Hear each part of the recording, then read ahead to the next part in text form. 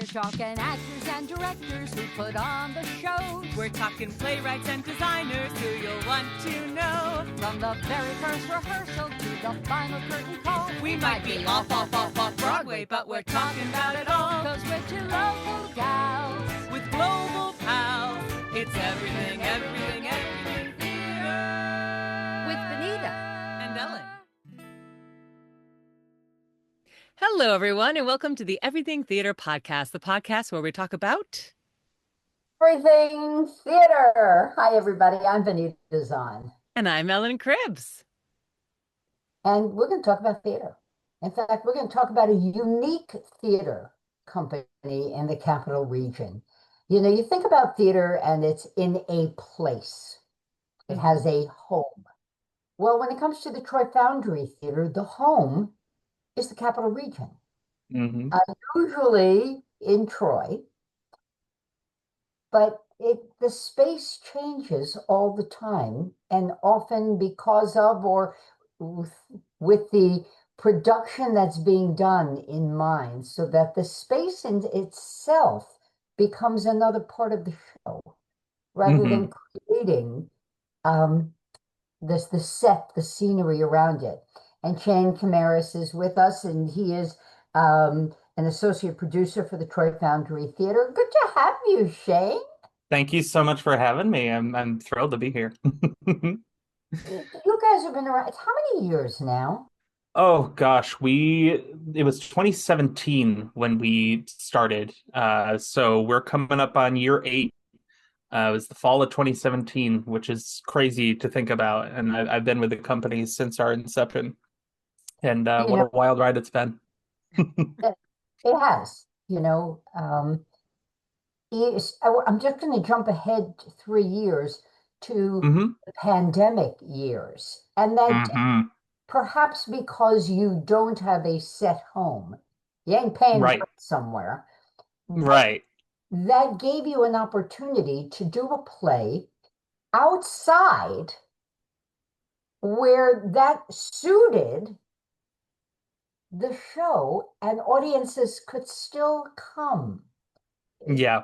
Share with us a little bit about that production. What a gift that was. So that was Models of Perfection, was our first time doing a show out in the, for those that don't know, it was the parking lot that was shared with the space that we were kind of calling home at the time, the Trojan Hotel. We were able to use that parking lot. The only thing we built was our own stoop. It was very important to have a front stoop for the characters, because it had to deal with, like, they were losing their home, but they hunkered down and they made home that stoop. And so we built that, but otherwise we just kind of let everything else build around it. And there was this beautiful thing that kind of went hand in hand with that, was there was this pothole in the parking lot, and it ended up, we filled it with water for this beautiful moment that took place during the show. And like, we wouldn't have found that elsewhere. You're not going to find a little like pothole in your theater. You're going to have to build that, and the amount of thought that would have to go into that one specific thing. Whereas for us, because it was a piece that was in process, that was getting created, it was a discovery. It was something that got to happen. And that's very much what we do at TFT. We're very much about the discovery. And you talk about how we don't necessarily have a home that you would traditionally have with a theater.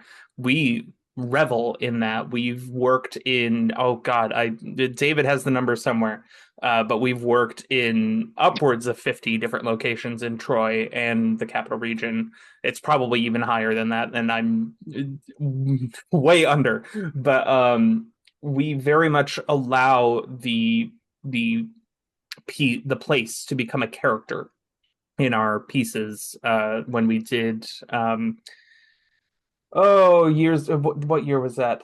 2018, when we did the Prohibition Project with our friends from Diecast. That was, we were like, what is this piece going to be? We knew it had something to do with our roots with like bootlegging and the organized crime up in our region, but like, how do we kind of what is going to be the through line and the container, and we found out that the building we were going to be working in was like it was a former collar factory. We did it at Collar Works Gallery, and that we were like, okay, then we're setting the show in the basement of a collar factory where there is a speakeasy being run.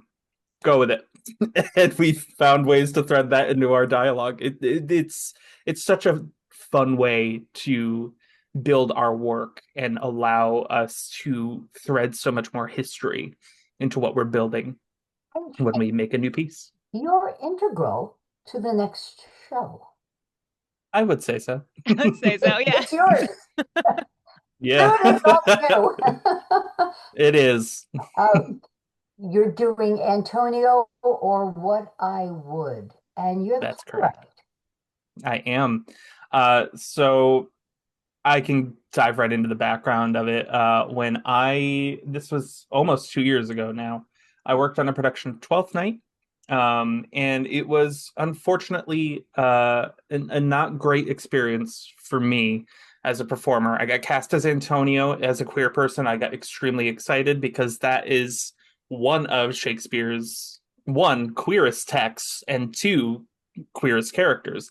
This pirate, this man, goes out of his way and goes to a place where he could die at any moment in order to help the person that he saved from a shipwreck and make sure he could find his sister. Doesn't matter. He wants to help this man. And like, I presented that I wanted to explore that relationship between Antonio and Sebastian, and it was shut down. The director had zero interest in wanting to explore that, basically saying like, if that's the truth you want to explore, great. I don't think that's what we need to put like on display for our audiences. And I'm like, okay, sure. And I got through the run, and then closing, I was talking to some of my castmates, sharing my frustrations, which they very much were aware of, and they were like, well, you should just write the play. I'm like, okay, fine. Challenge accepted. And I later that year was starting to work as an associate producer very early in my tenure as an associate producer with David and Emily, and I had broached the topic with them of, hey, I had this experience that has been sitting with me. They saw the show, so they were already aware that it was something that bothered me, and was like, I would really like to work on this piece. I'd like to find out what this show is, if you'd be willing to give me the time and the space. And it was kind of kismet, because around the time that I was going to be digging deep into it, Brenna Geffers, who is with Diecast, who we did Prohibition Project with, we've worked with her a number of times. She's a very dear friend. She was going to be in the area working at Union College for the semester. And so David and Emily were like, you should reach out to Brenna. We wanted to find a way to bring her back into the fold and get her back up here from Philly. And this seemed perfect.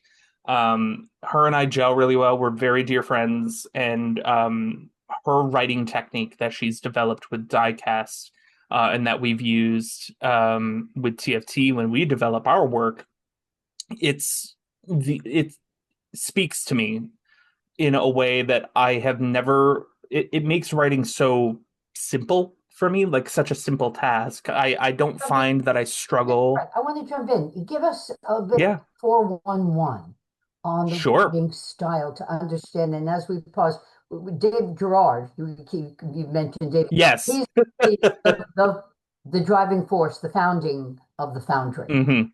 Yes, that's correct. David Gerard is our artistic director and founding member. Emily Curo, who I've mentioned a couple times as well, she's our executive director, also a founding member. And some of the most supportive friends a theater maker and person could ever ask for. But yeah, when it comes to the writing process, the way that it works is you are given a prompt, and that can be as simple as a single word and a time. And that can be anywhere from 30 seconds all the way up to half an hour. It can even be something that you're given and you have like the night to work on. But for the most part, to kind of get the creative juices flowing and to get into the process of writing, we do a lot of these shorter prompts. And so when we would get into writing for Antonio, one of my very earliest prompts I remember, and it is a very, very much a part of this show, was Brenna said, write out your track for Antonio using only blocking. And she gave me, I think it was 10 minutes. So I went through and I did literally just my stage directions, almost word for word, what I had written in my script when I was working on the show, and just one thing after another for my entire track as Antonio in my production of Twelfth Night. And that is what eventually got molded into, like, we added layers here and there, but for the most part, it is as it was at that time. And it's the speedy 12th Night recap that I do within like 3 minutes of the top of the show. So for those wondering, no, you do not need to know 12th Night in order to come see Antonio, because I give you the whole rundown.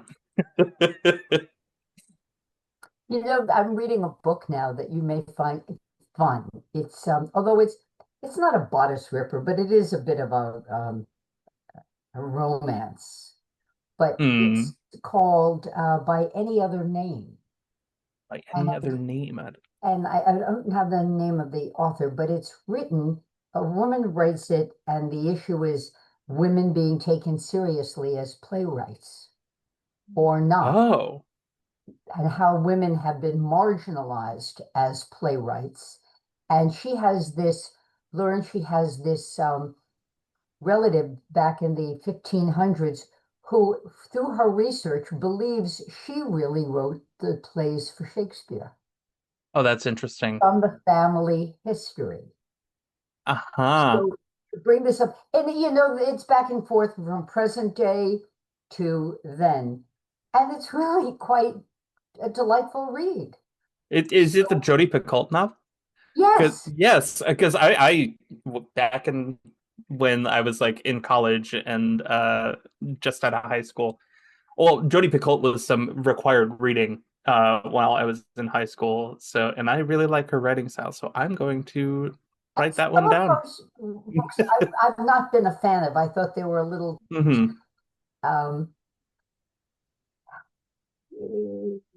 overwrought. That's a fair word. Yeah. Check this out, especially given what you're doing with the issue of queer character and marginalization and being heard. Yeah. Yeah, and this piece very much tackles that, and not even just queerness. There's parts of it that look at the representation of women in Shakespeare's time, the representation of characters of color. So it's very much a piece of making sure that these stories don't get pushed off to the sidelines, like what happened to me, and making sure they have their time in the light, but also holding them up to the light, particularly the way Shakespeare writes his women, and saying, this wasn't right. How do we find justice for, like, where's the happy ending for them? Like, yes, I'm looking for a happy ending for Antonio, but like, look at all these other people that also need happy endings. Because unfortunately, in modern theater, you would think with where we're at and with who we are as a people within like creatives, all the people that we know, you know, and even just in the capital region, like, you know, that these are people that want to create work that accurately tells queer stories, women's stories, and stuff like that. But in the contemporary American canon, like, we're still fighting to tell these stories properly and get them into the light the way that we want to. And you would think we wouldn't be there anymore, but like, that experience that I had on 12th Night really opened my eyes and said, we still have a lot of work to do. Which opens two doors for me to want to walk through with you, Shane. One is, you touched on it briefly, you know, how you keep your powder dry as a performer when the director chooses not to recognize, listen, honor, accept, pick the word, pick the combination of words to Right. the actor. And there are directors who basically say, shut up and act. Do your job. That's right. Hmm. Some like to collaborate, and my personal take is that, I don't know how you all feel about it, is that when the director shuts you down, they're fearful.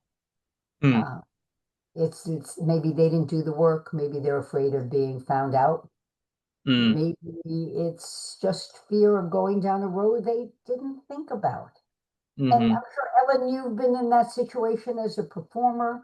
I think we all have. So, from your perspective, Shane, how do you keep your powder dry then, besides going out and writing your own play? Right. I mean, at the end of the day, like you kind of have to take stock of the situation that you're in that moment and say, like, I'm probably not going to get anywhere with you, and that's unfortunate. And you kind of have to rely on. I found in that moment, for me in particular, taking solace in my fellow company members was extremely helpful. In that moment, though, it was so hard too. I love that, keep your powder dry, uh, because I had done my research. I had read the script. I had I had taken the time, and knew for a fact what I was presenting was what needed to be done with these characters. Just to add a little caveat to it, what was particularly frustrating was the fact that we were setting our production in the summer of love, which, to not want to explore queerness in the summer of love is mind-boggling to me. So there's that layer too, but yeah, it was. I knew in the moment that there was no getting anywhere with this director, and said, knew to step back and say, all right, we're gonna block this scene, we're gonna do the work. um I had my fellow actor who was playing Sebastian at the time approach me afterward and thank me for broaching the topic, and was also disappointed that we didn't get to explore the way that we wanted to. um but it's a difficult rope to walk, especially when you're someone that takes the job so seriously and recognizes that it should be a collaboration. But I like what you said, Benita, about how a lot of the time it can come from a place of feeling insecure in your preparation when it comes to the director. And that could have been the case, 'Cause I but was going to throw you out know. there that, as a Shakespeare enthusiast and a scholar, um, if our listeners are listening and they're like, wait, who's Antonio? Like, what? Like, I've never heard of this character. I think Antonio was like the most talked about, like minor, supporting character in like any Shakespeare play. There have been so many Hmm. essays and studies about this character because of this relationship with Sebastian. It's like, what was Shakespeare, presenting with this character? And it's not just this guy who's Hmm. like, here's this, island, and I'm gonna throw a thing off the line to help out you because I'm a good guy. Like there's so Right. much more He's to not him. just a plot device. Right. Yeah, exactly. So are there like any things? Because he could very. Go ahead. I was just gonna say, like, were there any studies or anything you read that like helped you further develop the character of Antonio in your mind? Like any that you want to shout out? Absolutely. So I'd have to dive into my my research folder, Brenna and I's. That was probably some of the most fun I've ever had doing research for a show. Particularly, we did read some academic journals and essays that I'd have to pull it up, but one of which heavily informed a lot of what we were talking about, because it was about the queerness of piracy and pirates being, they were so innately gay, that a lot of people don't really realize. But when these men were going out to sea, they were not beholden to the laws that you had to follow on land. Buggery at the time was a crime punishable by death. Buggery is non-reproductive sex. So that's what queer men of the time would have been. If they had been discovered, they would have been killed because of the fact that they were breaking the Queen's law of no buggery. But at sea, you could do whatever you wanted. And they would even, and I go into this in the show, but they would get married. And a lot of people don't realize that, but they would financially bind themselves to another pirate, a fellow crewmate. And so basically that person would inherit their wealth after they died, and they would share in their profits as they were sailing. It literally joint bank accounts. So like, and many people don't realize that. But it was a practice called matelodage, and all of this was found. Like, we found these pieces in all of these academic journals, particularly about piracy, that went, okay, well, that's the background that Antonio's coming from. How does that relate to Sebastian? And they spent 3 months at sea together. So Sebastian would have been exposed to all of this. He would have seen the people he probably would have seen the ceremony of matelodage while they were at sea together. And so all of that being said, there's also plenty of articles about Antonio and how he's not even the only queer Antonio in the folio. There are a number. There's Antonio in Two Gentlemen. He's another one that he's got more layers to him than a lot of people realize. And a fun thing, there are Shakespeare, we call them Shakespeare bros in my text. But there are many of them that believe that Shakespeare himself, he played those characters. He was the first Antonio. He was in both Two Gentlemen and Twelfth Night. So like, he had his own innate queerness that a lot of people, there are plenty of scholars that have explored and posited, because yes, he was married. He was with Anne Hathaway. So like, he had that history, of course, but they call it his lost years when he was not writing. There was nothing written, and you wonder what happened in those times. And yeah, he's got some texts that he wrote to some of his patrons who were male that are very much like love letters. Oh, the sonnets are full of them, right? Yeah. Yes, full of it. Yes.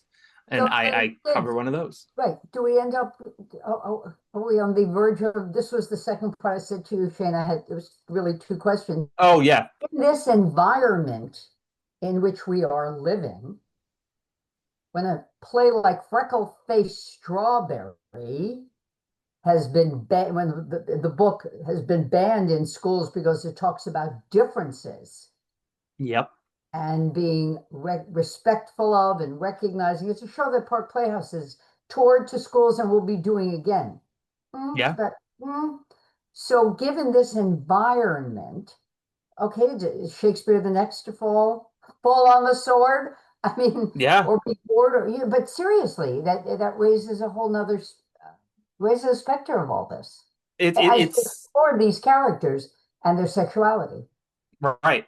It's such an interesting time to be living in, a scary time, quite frankly, especially as a queer person and a woman or a person of color, anybody that is different, anybody that is a minority. It is a weird and very strange time to be alive, especially after the last 10 years, because there was a period of time where it was like, okay, I think we're getting there. We're getting somewhere. We're making progress. And just to do that and then feel it fall back again to answer your question, I wonder what is going to happen to Shakespearean productions, or rather productions of Shakespeare's text, because so often we've used it as a tool for protest. I think of when the public did Julius Caesar during Trump's first presidency, and when it very much looked that in the face and challenged it. The amount of protests that took place during that production, it's such a tool that can be used for action, for making sure that these voices are not silenced. But I worry that, we it would be such an interesting world to live in, to go into the next year to find out Shakespearean texts are banned, especially when they're so integral to education. They've been taught in schools for years, simply for the sake of iambic pentameter, the type of text that is so much like our normal pattern of speaking. So like that's why we take the time to learn it in school, because the man knew how to write in a way that felt natural to speak. And yes, it can be difficult to access for people, but if we take that away, I don't know if I'd want to. I'd still find ways to do it. I personally, because I there is so much to learn from his text, whether it be about love, whether it be about the oppressed, whatever it might be about. Shakespearean text is something that I think all people should study, and if they do have that difficulty breaking through that barrier of entry of the guy doesn't write like I read now, like it is, I will not deny that he can be difficult to access. You find ways to access it, and you see a production. If you see a production of a well-performed Shakespeare play, you will understand it.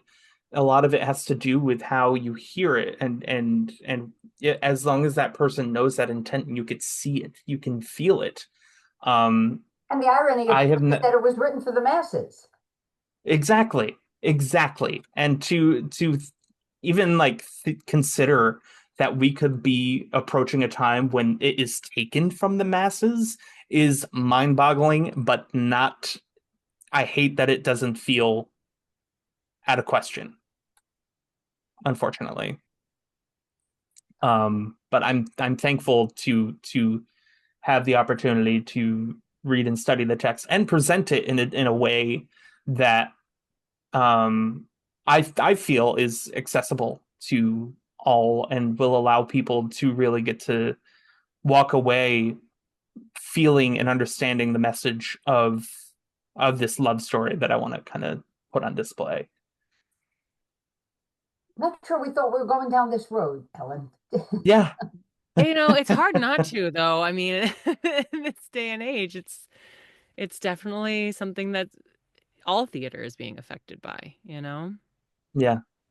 And that's a fact. And I think I know that we personally, TFT, felt it recently when, we weren't sure if we were going to get the funding that we were promised with everything with the NEA.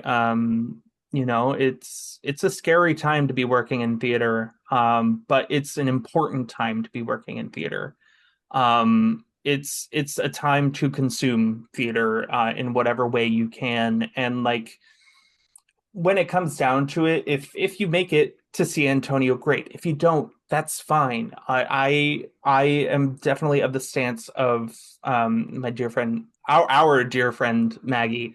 I just finished up a run of Rosie's Red, and so I got to watch her curtain speeches most nights, and I appreciate that she makes sure to include whether you're going to theater. It doesn't matter whether it's our theater.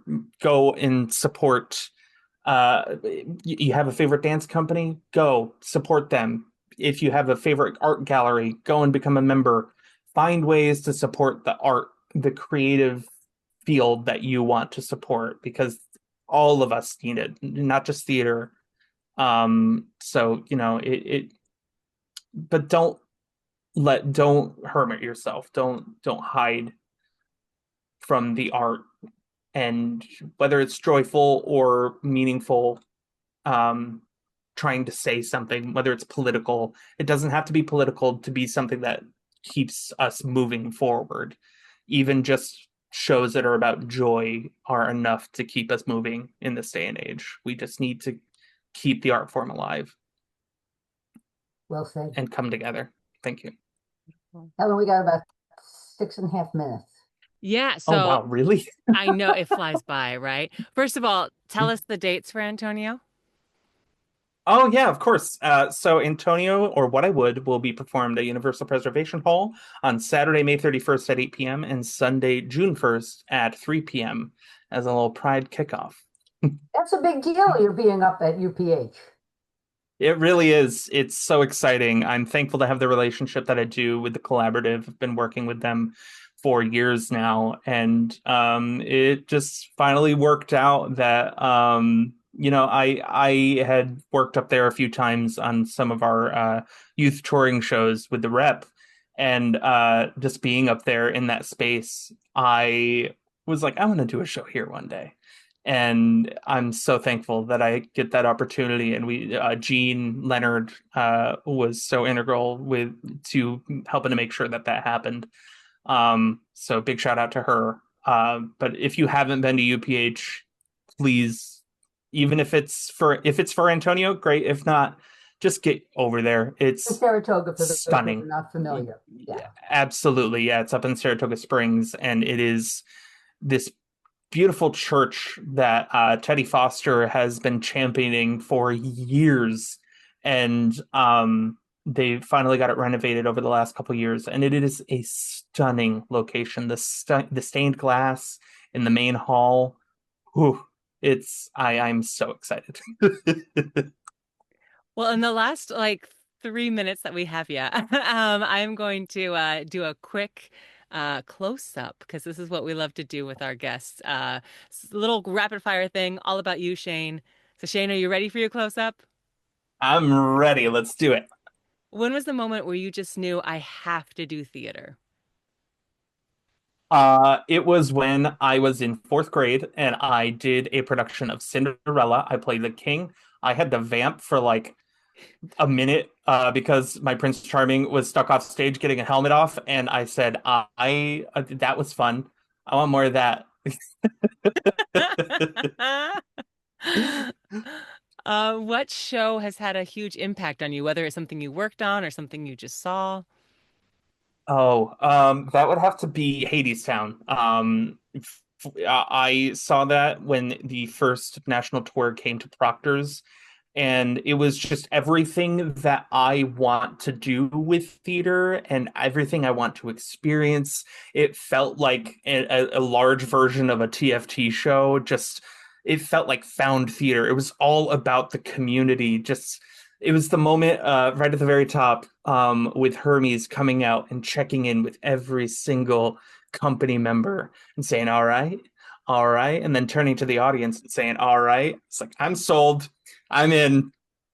Just, and then to go on a ride, I will see it over and over again, and I will cry every single time. It's, I think, my favorite show. Any shows on the bucket list that you want to be involved with in any aspect, whether you're on stage, behind stage? Oh yeah. That would have to be Sweeney Todd. One day, I will have the opportunity to play the Demon Barber. I don't know when that will be, Can I be your but Mrs. I've got Lovett when you time. do it? Absolutely. Yes. Well, But that, played the that's bigger the one. woman. That's right. Benita's done it. Mm. You do so much on stage, behind stage, everything. What role do you really thrive in the most? What are you most passionate about? I think it will always be performing. It's been my lifeblood for ever since fourth grade, and it's always going to be my passion. That being said, stage management has actually like really grown to be a very major passion of mine. So it's up there, but I think acting and performing in whatever capacity that I can is always going to be top of the list. Just particularly whether it be something that like is it's a piece that has something to say, or if it's just to make somebody laugh, just nothing beats getting somebody to laugh in my eyes. I love getting people to laugh, and that the kind of joy, the butterflies I experience, nothing like it.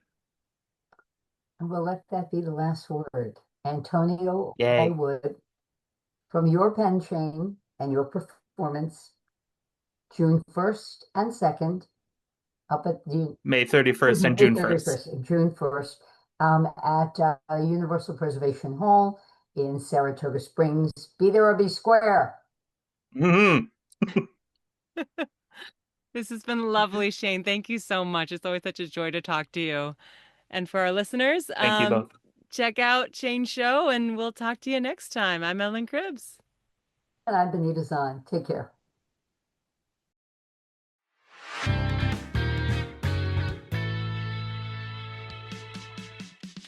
Thank you so much for listening to the Everything Theater podcast. Special thanks goes out to Alice Grinling for our photography and Justin Friello for composing our amazing theme song. Please remember to subscribe to our podcast and follow us on Facebook, Twitter, and Instagram. If you want to share your thoughts or what's going on in your theater community, you can reach out to us on social media or through our email at everythingtheaterpodcast@gmail.com. Till next time, it's everything, everything.